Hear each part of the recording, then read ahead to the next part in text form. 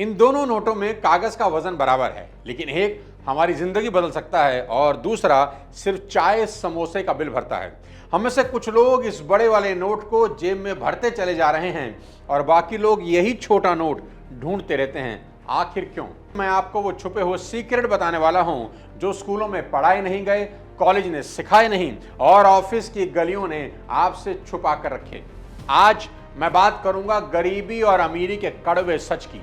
सुनाऊंगा आपको ऐसी 3 कहानियां जिनमें लोग मिट्टी से उठकर आसमान के सितारे बने, और फिर खोलूंगा मनी मैनेजमेंट का असली फॉर्मूला ताकि आपका पैसा आपके लिए पसीना बहाए। और मेरा चैलेंज है कि इस वीडियो के एंड तक अगर आपकी रगों में करंट ना दौड़ जाए तो डिसलाइक ठोक देना। ये चैनल सब्सक्राइब जरूर कीजिए, क्योंकि आज आप चैनल ही नहीं अपना मुकद्दर भी सब्सक्राइब करने वाले हैं। तो अपनी सीट बेल्ट बांध लीजिए और अपनी नोटबुक जरूर उठाइए, because the money roller coaster is leaving right now.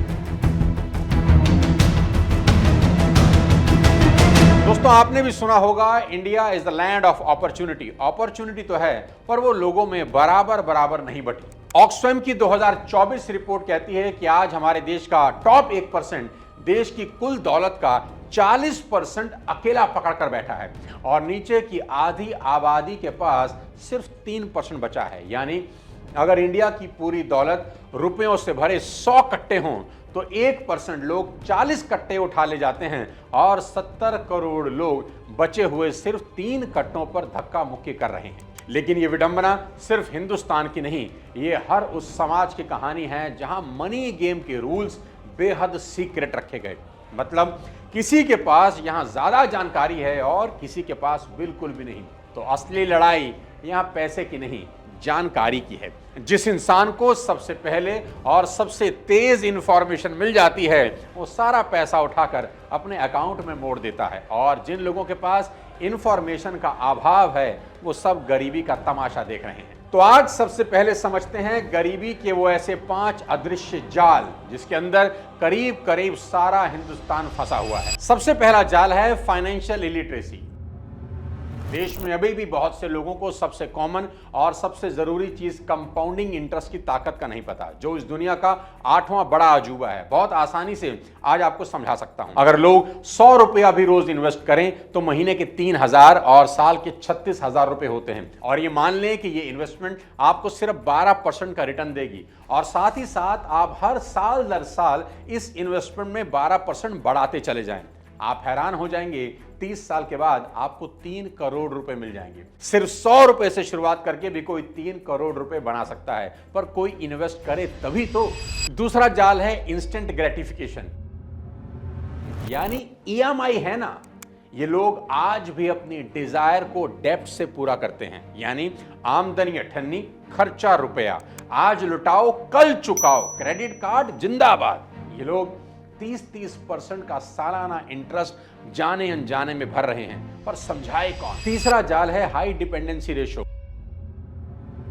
मतलब घर में एक कमाने वाला है और 4 खाने वाले। बाकियों से कहिए कि पैसा कमाने के लिए काम क्यों नहीं करते, तो जवाब आता है, अजी हम तो आज तक घर से बाहर ही नहीं गए, हमें तो कुछ पता ही नहीं। भाई वाह, फोन तो सबको चाहिए, टीवी भी सबको देखना है, खाना भी सबको खाना है, बस बाहर जाकर काम नहीं करना। अरे भाई, आपने इतनी मेहनत से पढ़ाई की है, डिग्रियां ली हैं, उन्हें निकालो और काम पर लगाओ। वो जमाने गए जब एक लाता था और सब खाते थे। आज अच्छा जीवन जीना है तो सबको हाथ बटाना ही होगा। चौथा जाल है लैक ऑफ सोशल कैपिटल।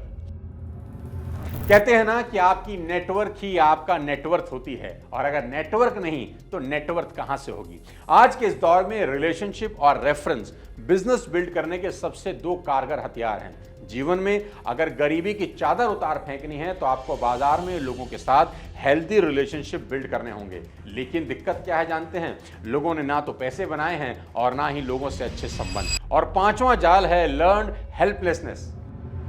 मतलब हमसे ना हो पाएगा की आदत जो पीढ़ियों से चली आ रही है कि ये हम कैसे कर सकते हैं, आज तक हमारे परिवार में किसी ने नहीं किया, हमारे मतलब का काम नहीं है, वगैरह वगैरह। वीडियो को पॉज करिए और अब कमेंट बॉक्स में लिखिए कि इन 5 में से कौन सा जाल अभी आपकी टांग खींच रहा है, और ये भी लिखिए कि कल से उस जाल को काटने के लिए आप कौन सा एक्शन लेने वाले हैं। अब आपसे एक सवाल पूछता हूं, जिन लोगों को आप अमीर देखते हैं क्या वो लोग पैदा ही अमीर हुए थे? नहीं ना। सबसे बड़ा झूठ जो हमने मान लिया है वो ये है कि अमीर पैदा होते हैं, पर फैक्ट कुछ और ही बताते हैं। फोर्ब्स बिलियनियर लिस्ट 2025 के 2755 अरबपतियों में 2000 से ज्यादा सेल्फ मेड टैग रखते हैं, यानी वो फर्स्ट जनरेशन बिलियनियर हैं। उन्होंने अपने हाथों से अपना मुकद्दर खुद लिखा है। हमारे यहां धीरू भाई अंबानी ने पेंसिल बेचकर शुरुआत करी, कल्पना सरोज ने सिलाई मशीन से, रितेश अग्रवाल ने सस्ते लॉज से, और ये लिस्ट बहुत लंबी है। यानी प्रॉब्लम पैसे की नहीं, प्रॉब्लम है अपॉर्चुनिटी को पकड़ने की। प्रॉब्लम यह है कि मौका हमारे सामने होता है, बस हम पहचान नहीं पाते। और कुछ लोग ऐसे हैं जिन्होंने अपॉर्चुनिटी देखी और उसी के ऊपर पैसों का पहाड़ खड़ा कर दिया। आज मैं आपको 3 असली कहानियां सुनाने वाला हूं और मैं चाहता हूं कि एक एक कहानी सुनते वक्त आप गेम खेलें। गेम क्या है? हर कहानी में नोट करें कि अपॉर्चुनिटी कहां दिखी और एक्शन क्या लिया, क्योंकि यही 2 पॉइंट आपके और आपके अगले बैंक बैलेंस के बीच का फासला तय करेंगे। सबसे पहले कहानी है अपने धीरू भाई अंबानी की। 1948 गुजरात के चोरवाड़ से निकला 17 साल का लड़का जेब में बस स्कूल की मार्कशीट और दिल में तूफान लिए पहुंचता है यमन के पेट्रोल पंप पर। सैलरी कितनी है? 300 रुपया महीना। दिवाली पर उसकी मां को गरबा के लिए चूड़ियां चाहिए थी। उसने देखा कि यमन में चूड़ियां और बाकी सामान बहुत सस्ता है और भारत में महंगा। उसने कंपनी से छुट्टी ली, चूड़ियां, ड्राई फ्रूट, मसाले सब खरीदे, भारत लौटा। किया क्या जानते हैं? सब सामान बेच दिया। जो प्रॉफिट हुआ उस प्रॉफिट से मां को चूड़ियां नहीं, सोने के कंगन पहना दिए। आंखों में चमक थी और दिमाग में बिजनेस प्लान का आइडिया आ चुका था। जीवन का पहला नियम बना लिया, जहां दाम में फासला दिखे वहीं पैसा छुपा होता है। 1958 में बंबई लौटकर मात्र 15,000 से रिलायंस कमर्शियल कॉरपोरेशन खड़ी कर दी। 2 कुर्सियां, 1 टेलीफोन और मन में अरब सागर जितना आत्मविश्वास। देखते ही देखते ओनली विमल ब्रांड ने हिंदुस्तान की दुकानों पर लंबी कतार लगा दी। पॉलिस्टर सूट का सपना हर मिडिल क्लास फैमिली को दिखने लगा। फिर 1977 धीरू भाई ने बॉम्बे स्टॉक एक्सचेंज में इतिहास रच दिया। 3.5 लाख छोटे इन्वेस्टर को शेयर देकर पहली बार आम हिंदुस्तानी को कंपनी का मालिक बना दिया। Day 1 of Reliance Power IPO had a rush never seen before. 1985 का पेट्रोकेमिकल कॉम्प्लेक्स, हजारों किलोमीटर पाइप नेटवर्क, फिर जामनगर रिफाइनरी जो दुनिया की सबसे बड़ी रिफाइनरी थी, जहां हर 18 सेकंड में 1 बैरल तेल तैयार होता था।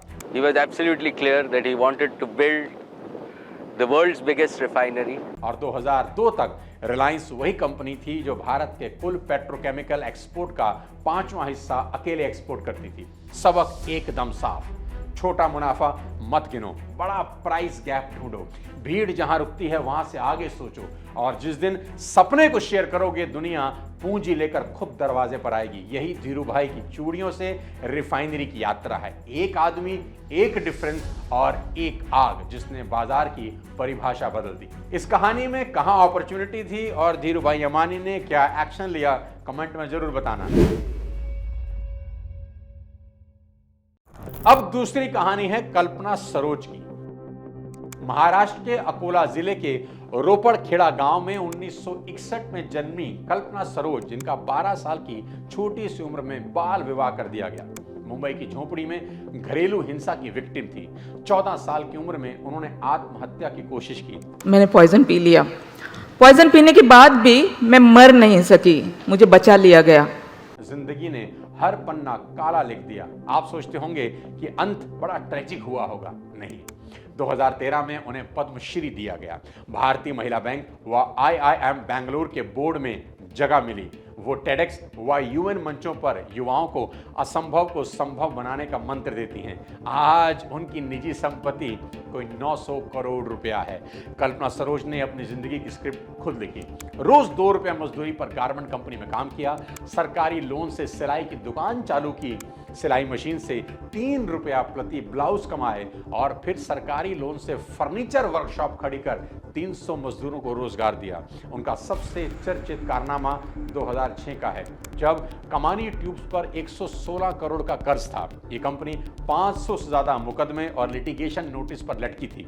सारे खरीदार भाग चुके थे। सब बोले ये कंपनी डूबता जहाज है। कल्पना बोली डूबता जहाज है तो क्या हुआ, मैं कैप्टन बढ़िया हूं, पार लगा दूंगी।